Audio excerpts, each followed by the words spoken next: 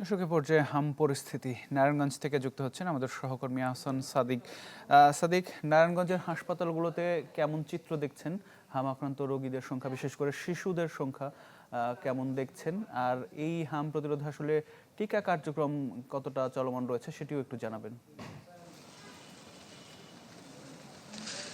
আতিক, জেলা স্বাস্থ্য বিভাগের তথ্য যদি জানাই তাহলে নারায়ণগঞ্জে এই পর্যন্ত 95 জন হামে আক্রান্ত হয়েছে। তারা যে সর্বশেষ যে তথ্যটি দিচ্ছে, তো চিকিৎসা ব্যাপারটি যদি বলি তাহলে নারায়ণগঞ্জে যে অন্যতম যে দুটি হাসপাতাল আছে এবং সেই সাথে উপজেলা যে সকল স্বাস্থ্য কমপ্লেক্স আছে সেখানে কিন্তু হাম কর্নার স্থাপন করা আছে এবং সেখানে হাম কর্নারে হামে যে আক্রান্ত রোগী আছে তাদেরকে চিকিৎসা দেওয়া হচ্ছে। তবে কিছুটা অভিযোগ রয়েছে, রোগীরা যে অভিযোগটি করছে আসলে অবস্থার অবনতি হলে তাদেরকে কিন্তু স্থানীয় পর্যায়ে চিকিৎসা দেওয়া হয় না, তখন কিন্তু তাদেরকে রাজধানীমুখী করা হয়। ডিজাইন, এলিগেন্স, বিউটি, সেরা পণ্য সবার জন্য জেভিকো। এবং রোগীদের রাজধানীমুখী স্থানান্তরিত করার সময় কিন্তু চিকিৎসা সেবা পেতে গিয়ে তাদের কিন্তু বেশ বেগ পেতে হয়।